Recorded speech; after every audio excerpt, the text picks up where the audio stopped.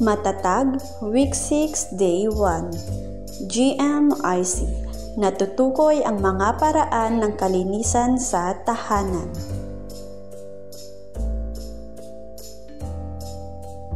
Panuto, pagmasdan ang larawan sa ibaba at sagutin ang tanong. Nakikilala niyo ba ang ginagawa sa larawan? Basahin ang salita sa ibaba.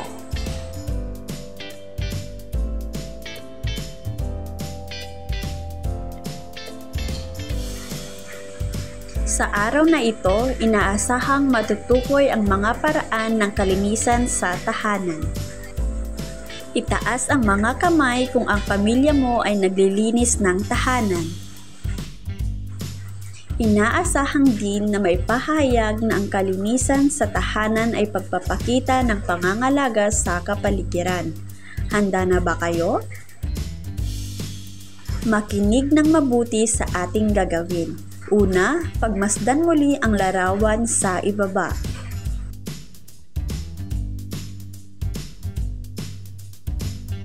Ikalawa, itaas ang kamay kung alam mo ang ginagawa sa larawan. Ilarawan ang iyong nakikita. Ikatlo, hintaying tawagin at ibahagi ang sagot sa klase. Basahin ng sabay-sabay ang mga salita.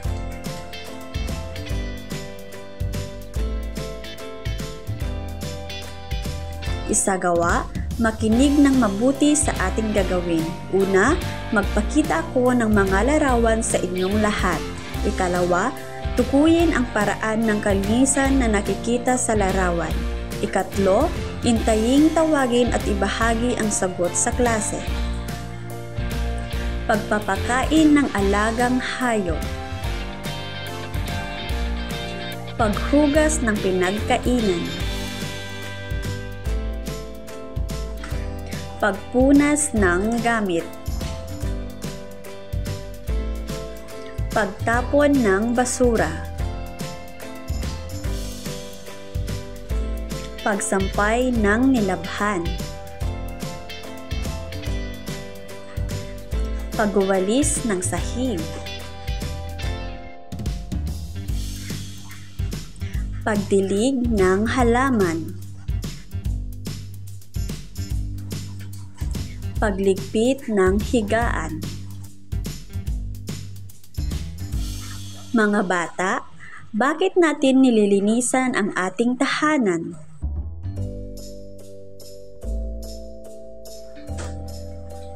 Ang kalinisan sa tahanan ay nagpapakita ng pangangalaga sa kapaligiran. Ating palaging linisan ang ating tahanan. Tandaan, makinig ng mabuti sa ating gagawin.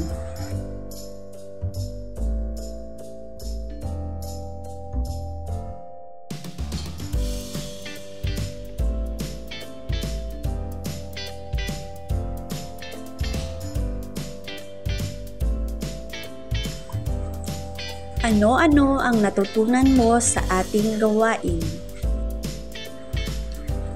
Bakit mahalagang maipahahayag na ang kalinisan sa tahanan ay pagpapakita ng pangangalaga sa kapaligiran?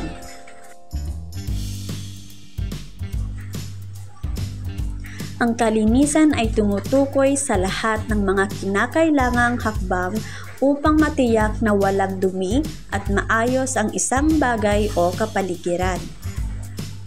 Mga halimbawa, pagwawalis ng sahig, pagpunas ng gamit, pagdidilig ng halaman, pagligpit ng pinagkainan at paghugas ng plato. Tukuyin ang mga paraan ng kalinisan sa tahanan. Isulat ang tamang letra ng larawan.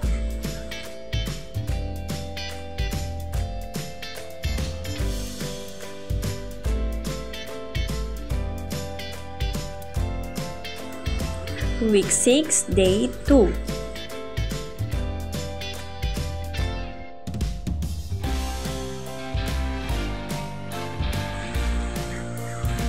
Natatandaan ba ninyo ang ating aralin kahapon?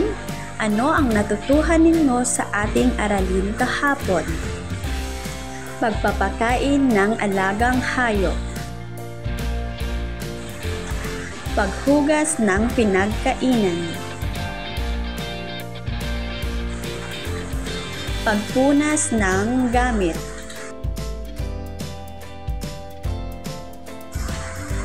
Pagtapon ng basura.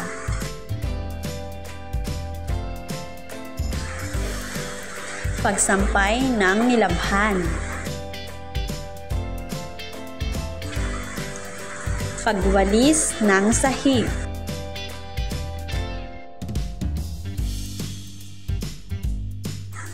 Pagdilig ng halaman. Pagligpit ng higaan. Nakikilala ninyo ba ang paraan ng kalinisan sa tahanan? Basahin ang salita sa ibaba.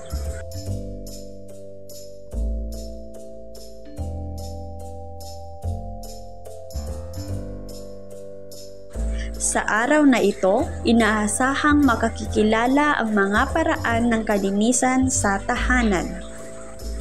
Inaasahan din na mailalarawan na ang kalinisan sa tahanan ay pagpapakita ng pangangalaga sa kapaligiran. Handa na ba kayo? Makinig ng mabuti sa ating gagawin.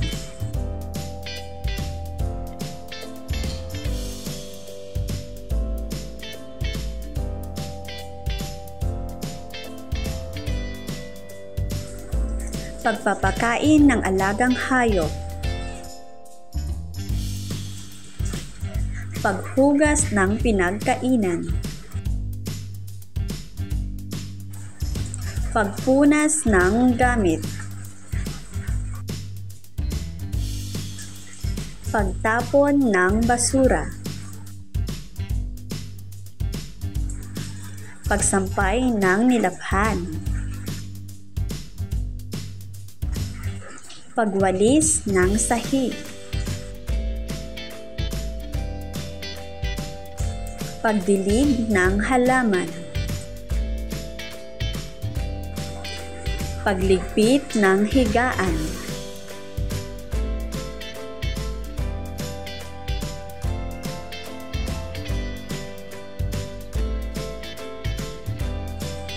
Basahin ng sabay-sabay ang mga salita.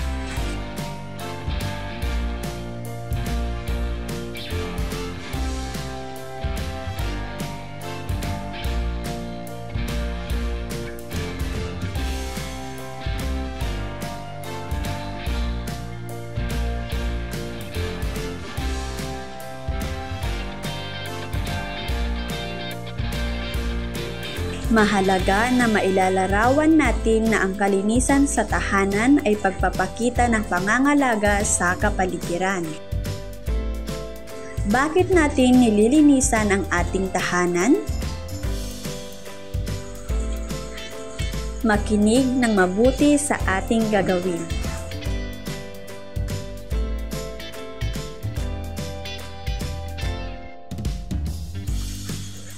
Ang kalinisan sa tahanan ay pagpapakita ng pangangalaga sa kapaligiran. Sagutin, ipagpapatuloy niyo ba ang kalinisan sa tahanan upang mapangalagaan ang kapaligiran?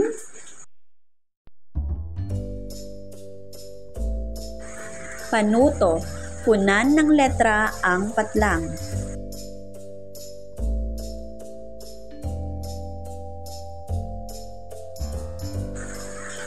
Sagutin, ano ang mga ipinahahayag ng mga salitang ating kinumpleto?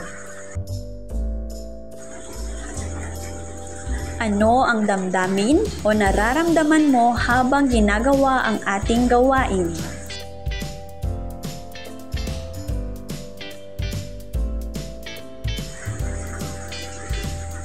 Ano-ano ang natutuhan mo sa ating gawain?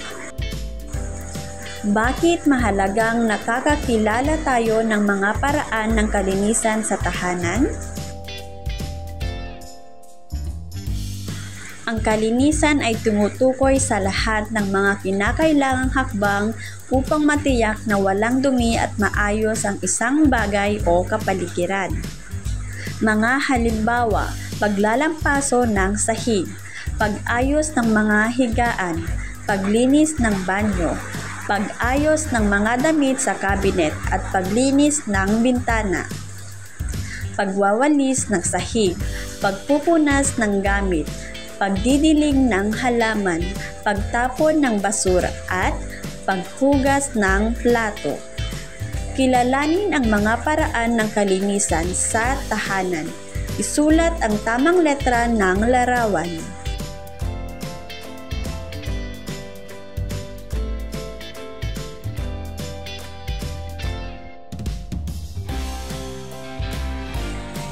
Week 6, Day 3.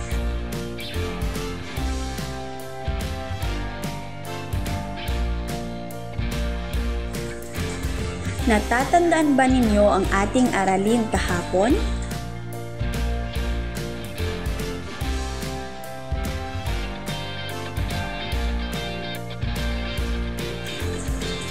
Panuto, pagmasdang mabuti ang larawan at ating pag-uusapan.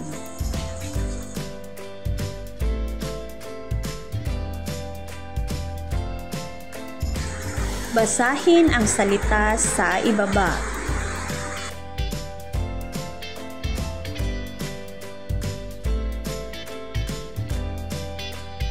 Sa araw na ito, inaasahang mailalapat ang paglilinis sa loob at labas ng tahanan bilang pangangalaga sa kapaligiran. Panuto, itaas ang kamay kung nais ninyong sumagot. Kayo ba ay naglilinis sa loob ng bahay? Magbigay ng paraan ng paglinis sa loob ng bahay.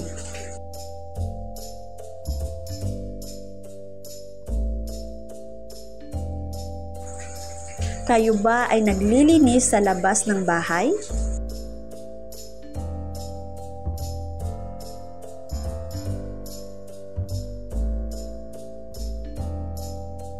Magbigay ng paraan ng paglinis sa labas ng bahay.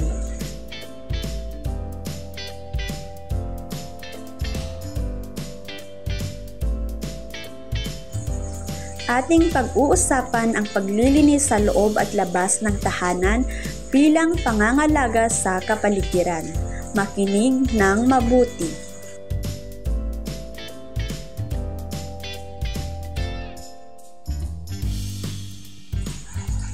Basahin ng sabay-sabay ang mga salita.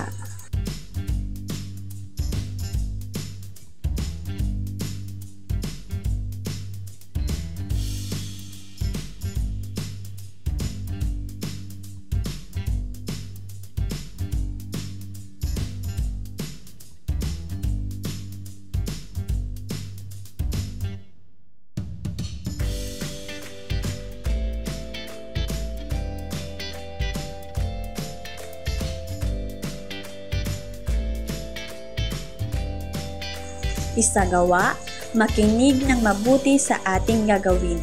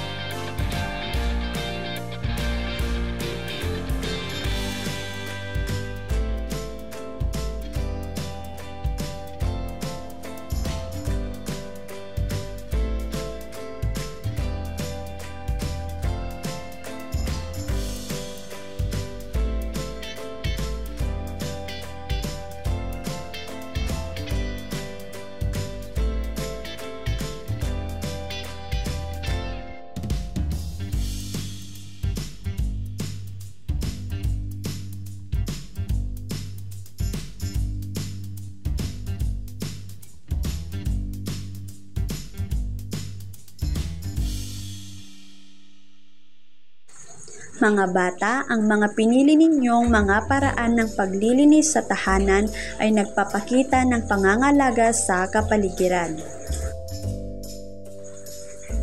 Panuto. Ipakilala ang iyong sarili gamit ang sumusunod na mga pangungusap.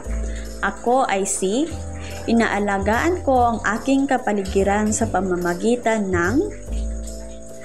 Ang kalinisan ay tumutukoy sa lahat ng mga kinakailangang hakbang upang matiyak na walang dumi at maayos ang isang bagay o kapaligiran.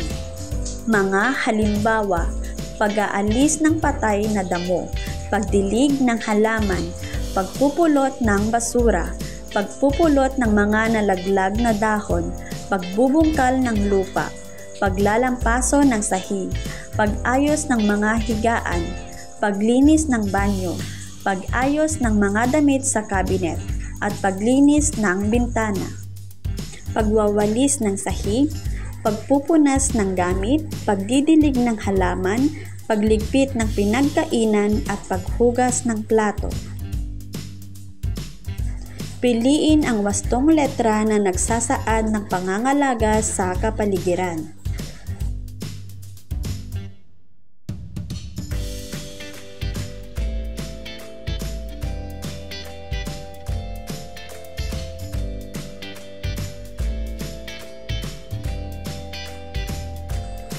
Week 6, Day 4.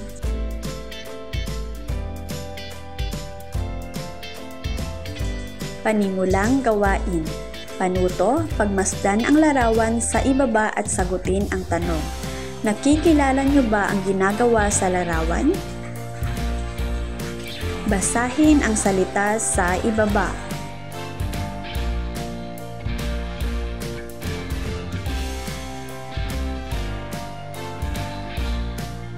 Sa araw na ito, inaasahang maipapakita ang kalinisan sa pamamagitan ng pakikibahagi sa mga gawain na pangangalaga sa kapaligiran.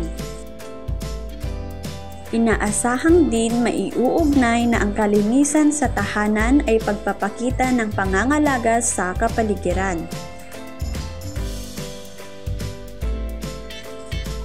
Makinig ng mabuti sa ating gagawin.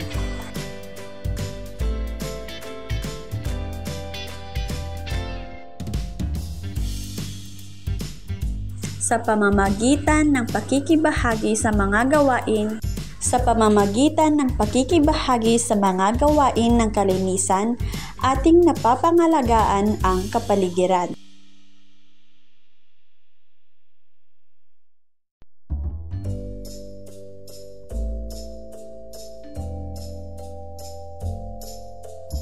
Magbasa tayo. Handa na ba kayo? Batang maalaga. Si Connie ay isang batang masayang-masaya tuwing nasa labas. Masaya niyang nilalanghap ang mabangong simoy ng hangin. Habang nasa labas, si Connie ay nagpuputol siya ng mahabang damo sa hardin.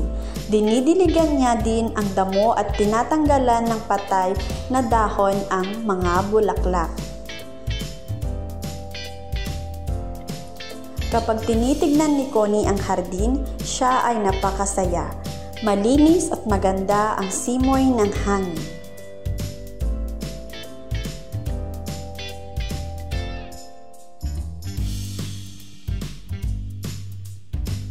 Ang ganda, ang sabi ni Connie. Ang sarap ng simoy ng hangin, sabi ni Connie. Kapaligiran ko ay aking mamahalin.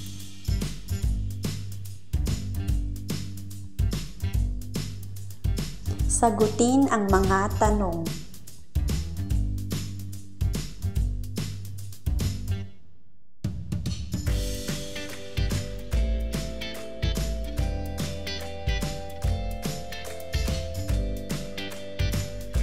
Ikilos mo, handa na ba kayo? Nakakalat ang mga dahon sa labas ng bahay ninyo. Ano ang gagawin mo? Ipakita ito gamit ng kilos.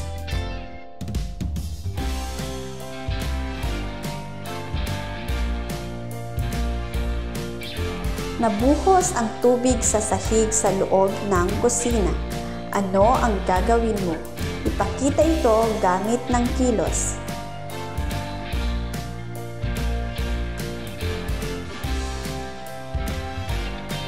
Magulo ang mga damit mo sa loob ng cabinet.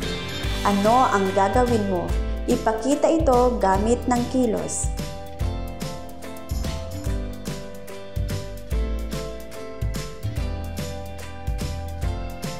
Masaya ba ang ating ginawa, mga bata?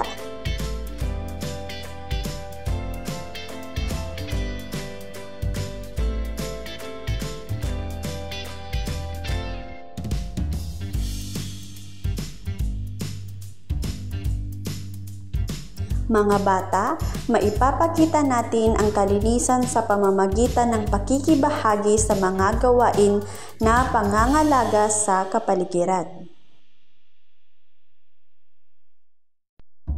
Makinig ng mabuti sa ating gagawin.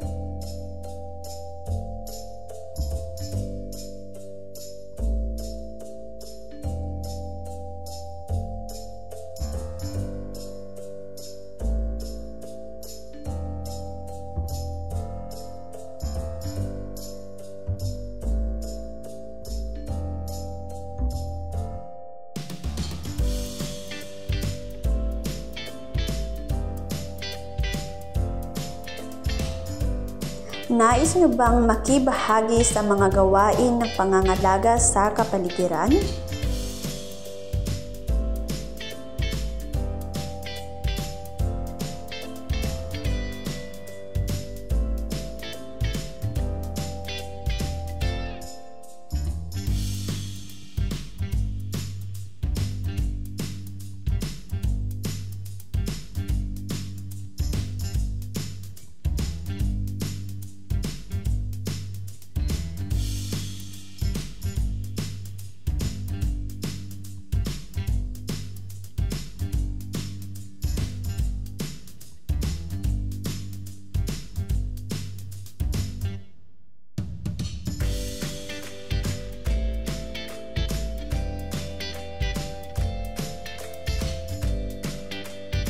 Ang kalinisan ay tumutukoy sa lahat ng mga kinakailangang hakbang upang matiyak na walang dumi at maayos ang isang bagay o kapaligiran.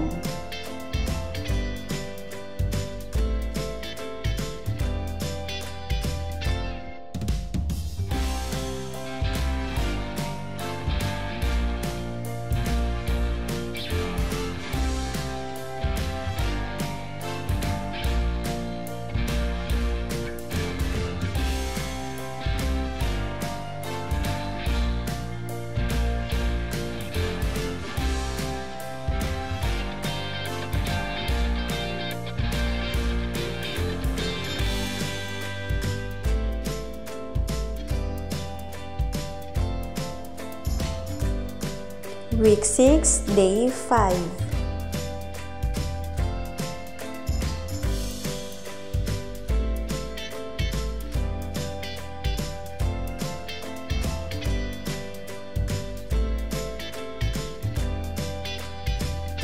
Ikatlong lagumang pagsusulit.